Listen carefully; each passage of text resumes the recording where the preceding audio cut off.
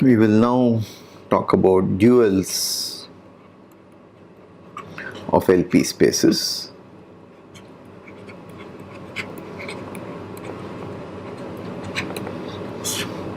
We have already done some of these computations earlier. So let us look at ln p, which I recall is Rn with the norm p. Okay, and so ln p star is ln p star for 1 less than or equal to p less than or equal to infinity. All these spaces being finite dimensional are reflexive, and therefore this holds for the entire range of values of p, where p star equal to infinity if p equals 1 and vice versa, and if 1 is less than p is less than infinity, then you have 1 by p plus 1 by p star equal to 1. So in particular, if p equals 2, this implies p star is also equal to 2. Okay, and then we have also computed LP star, and this is equal to L of p star. This is true for 1 less than or equal to p strictly less than infinity. And we have seen that L infinity star does not come from L1, it is something bigger. Okay, so these are the duals. So now we will study for the LP spaces given a measure space. So before that, one preliminary result. So in the case of L2 or L22, if you remember, right? So we proved the parallelogram law. So namely, norm of x plus y by 2 whole square plus norm of x minus y by 2 whole square is equal to 1/2 of norm x square 2 plus norm y square. So this was the parallelogram law, the Apollonius theorem in plane geometry, which can be generalized also to, in general, to ln2, L2, etc. All these spaces have this identity valid. Okay, so now we are going to generalize this to LP spaces. It is available, such inequality, we won't get an equality, we will get an inequality, and it's available for all values of p in the range 1 to infinity, but 1 to 2 is difficult, so we will prove the easier portion of it. Okay, so proposition. This is called Clarkson's inequality.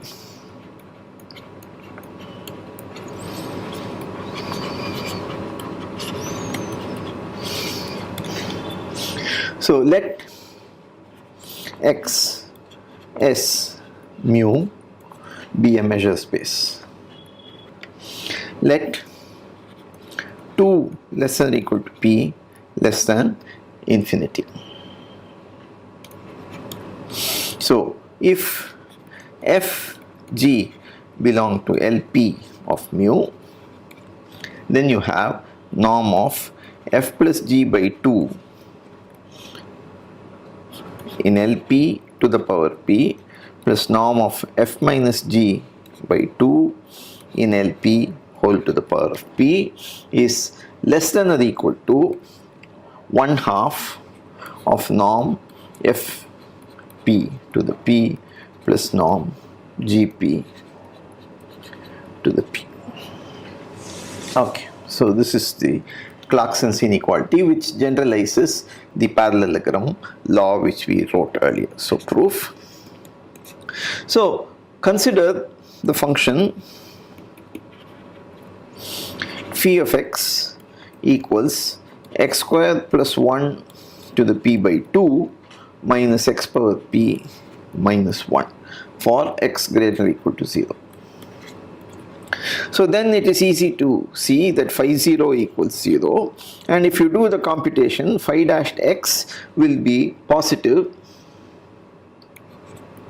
for x positive, and this is because p is greater than or equal to 2. So that is the reason why we need this range of values of p. So you have this relationship, so it's just a straightforward computation of the derivative. So phi is an increasing function, starts at 0, and therefore you have for x greater or equal to 0, you have that x squared plus 1 to the p by 2 is greater than or equal to x power p plus 1. And so if alpha beta are positive numbers, so then you have that alpha square plus beta square to the power of p by 2 is greater than or equal to alpha power p plus beta power p. All you have to do is to take x equals alpha by beta or beta by alpha as you wish. Okay. The other thing which we want to, so this is one. The second thing which we want is the function t going to t to the p by 2 is convex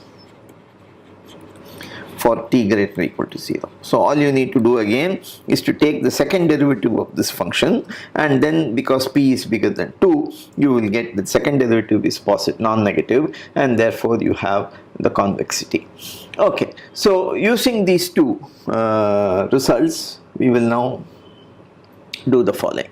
So norm of, so x in x, so fx plus gx by 2 power p plus mod fx minus gx by 2 power p. So this is alpha power p plus beta power p. So that is less than or equal to alpha square plus beta square to the p by 2. So that is mod fx plus gx by 2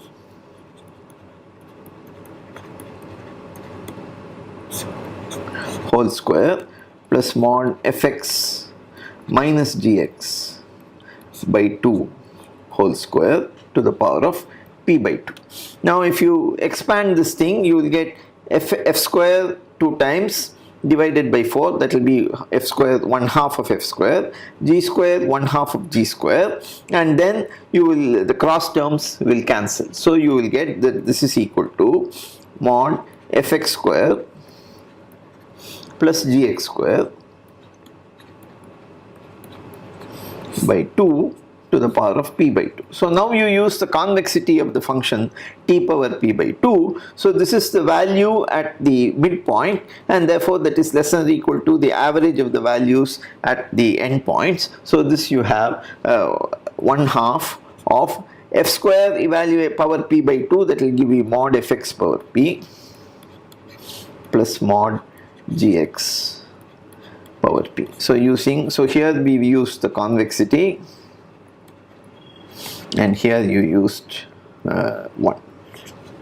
1 is this relationship here. Okay, we used 1. Okay, by 1, and so here we use the convexity, and therefore, okay, so now you just integrate over x with respect to mu, and that will give you precisely whatever you want.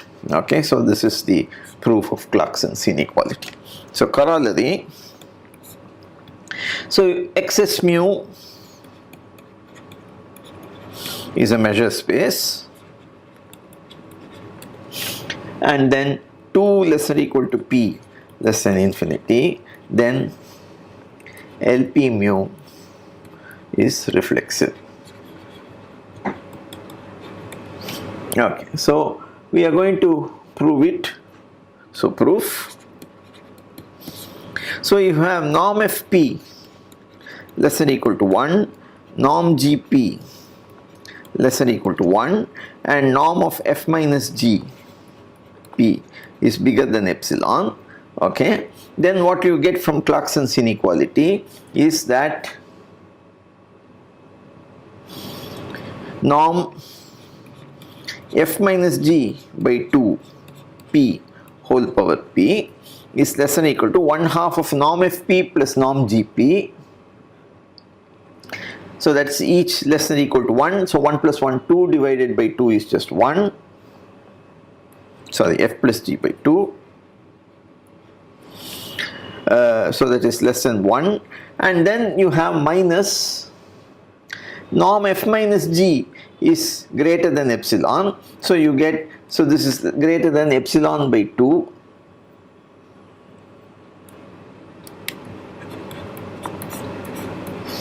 Power p. Okay, so you can write this as 1 minus delta whole power p, where you can compute what should be delta in view of this. You can write this like this, and therefore you get that norm f plus g by 2 p is less than 1 minus delta. So there exists delta such that for every epsilon positive, and therefore LP mu is uniformly convex for 2 less than or equal to p less than infinity implies reflexive. We have proved this theorem. Uniformly convex implies reflexive. Okay. So now we can prove our main theorem. So this is the Rees representation theorem.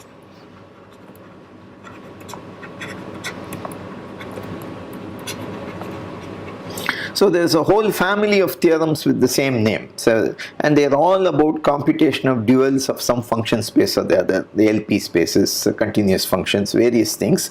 So these are all attributed mainly to Rees, who is a pioneer in this area of computing duals, and also representation. So the abstract linear functional is given a concrete representation in terms of known objects. Okay, so that is why it is called the Rees representation theorem. So there's a whole family of such theorems. This is just one of them.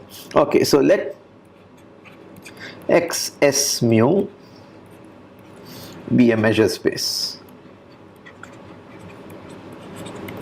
Okay, and let 1 less than p less than infinity. Let p star be the conjugate exponent.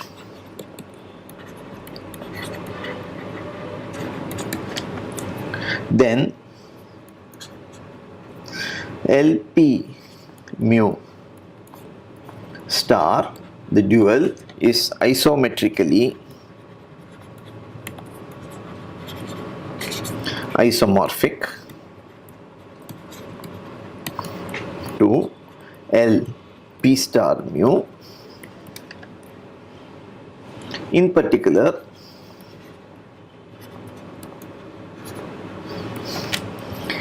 the spaces LP mu 1 less than p less than infinity are all reflexive. Okay, proof. Okay, step 1. So let G belong to L P star mu, and you define, as we have done earlier in the case of sequence spaces, Tg from LP mu to R. So Tg acting on any f equals integral over x fg d mu, and this is for all f in LP mu. Therefore, mod Tgf is less than or equal to integral over x mod fg d mu. F is in LP, G is in LP star, so by the Helder inequality, this is less than or equal to norm Fp norm G P star. So this is Helder, and therefore Tg belongs to LP mu star, and norm Tg is less than or equal to norm G P star. So now you consider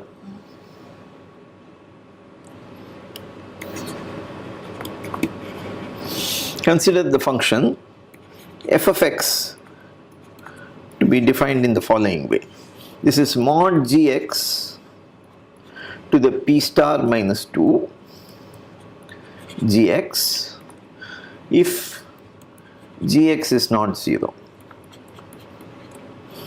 and 0 if gx equals 0. See, if p star is less than 2, then p star minus 2 is negative, so gx will go to the denominator, so you will have trouble if you have gx equal to 0. So we avoid that, and then we put it as 0 if gx equal to 0. So essentially it is you can still say it is this, only gx to p star minus 2 is not defined if gx equal to 0. Okay. So then what is mod f to the p? Mod f to the p, if you take mod f, you get mod g to the p star minus 1 whole power p. P star p minus p is nothing but p star, so this is mod g to the p star. Okay. So this implies, and this is g, this is integrable because g is an LP star, and therefore f is p integrable. That is, f belongs to LP. Okay, and what is Tg of f? So I can apply f to this. So Tg of f, if you recall, is fg d mu. So you have to multiply f by g, so you get g square and p square minus 2, so you will get integral mod g to the p star over x d mu. Okay, so this is nothing but norm g p star to the power of p star. And what is norm fp? Norm fp power p is nothing but integral of f power p, so that is nothing but norm g integral mod g p star power p, and that's equal to norm g, sorry, that's right, norm fp, sorry, yeah, that's, it's just integral of this is norm g p star power p star, and therefore norm fp is norm g p star to the power of p star minus p by p. Okay, so if you substitute mod tgf by norm fp, you will get exactly norm g p star into 1 minus 1 by p, which is just 1, and so this will give you norm g p star. So this supremum of all this is norm Tg, and that is less than or equal to norm g p star, because we know norm Tg is less than or equal to norm g p star, but we have actually found an f for which it is actually attained, so this implies that norm Tg equals norm g p star. Okay, so you have that g going to Tg is an isometry from L p star mu into LP mu star. So the image is a closed subspace of this. Okay, our aim is to show in fact the image is the whole thing. Okay, so step 2. So LP reflexive for 1 less than p less than infinity. Okay. So if p is greater than or equal to 2, then you have that LP mu is uniformly convex and therefore reflexive. So this is already done in the corollary. Okay, so we now look at okay, so now LP mu, so this implies LP mu star is reflexive implies any closed subspace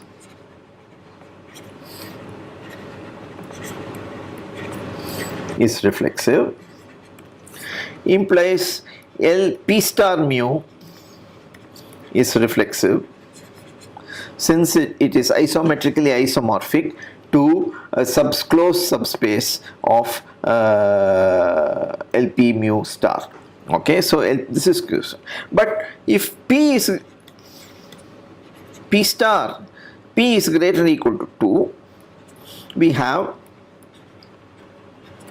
P star is less than or equal to 2. Okay, therefore, and every 1 less than P star less than P less than 2 is the conjugate exponent of some P greater than or equal to 2. Therefore, all spaces LP mu 1 less than P less than 2 are also reflexive. Okay, so this way we have proved the reflexivity of all the functions. Now step 3.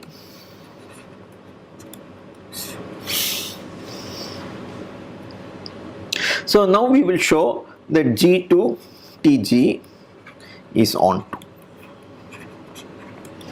Okay, so we have shown that it is isometric to a closed subspace, so we need to show that it is the whole space. So we will show image is dense in LP mu star. Okay, so how do you show that? By the Hahn-Banach theorem. So if not, so or we just, you don't need to do the contrary. So let phi belong to LP mu double star vanish on this image. So to show phi is identically 0. But LP mu is reflexive. So this implies that there exists a F in LP mu such that for all G in LP mu star, LP star mu, we have that for all G in LP, we have that integral over X Fg d mu equal to 0. Okay, because it vanishes on the image means Tg of F is 0, that is integral, that is Tg of F equal to 0. This is nothing but phi of Tg, and for all G in LP star. This is the meaning of the statement here. So now again we'll do the same trick. So now we define that take G equal to G of X equal to mod F to the P minus 2F of X mod of Fx to the P minus 2 f of x if f of x is not 0, and 0 if f of x is 0. Once again for the same reason, like this, and then you can show, we can check as before.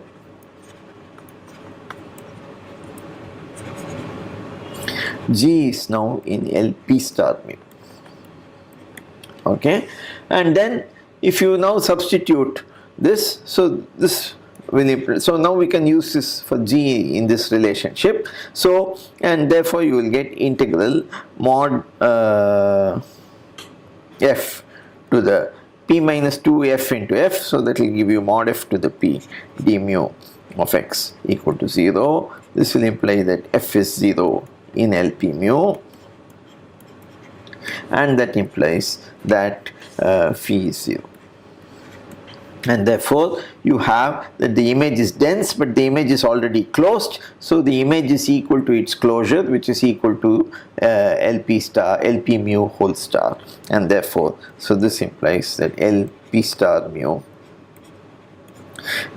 image of LP star mu is nothing but LP mu star, and therefore it's isometric isomorphism, and that completely proves the Riesz representation theorem in this case. Okay, so earlier, remark, we have seen that L1 star equals L infinity, but L infinity star is not L1 and so on. We have also seen that Ln infinity is Ln1 star, and Ln1 equal to Ln infinity star. Okay, these we either it's exercises or we have seen it. Okay, so now we have not studied anything about p equals 1 or infinity in this theorem. We have only looked at 1 less than p less than infinity. But if you look at if you want to show that L1 mu star equals L infinity mu, this can also be done. Now this involves very complicated long measure theoretic arguments. In fact, it's a package deal. This is proved, and simultaneously LP mu star is LP star mu is also proved. Okay, so the whole thing is proved, but it is fairly long proof and involves measure theoretic arguments, whereas here using functional analytic arguments we have very easily proved using reflexivity concepts about 1 for the case 1 less than p less than infinity. So this has been not been done, but on the other hand we will prove this result. So we will prove this in the case of L1 of omega.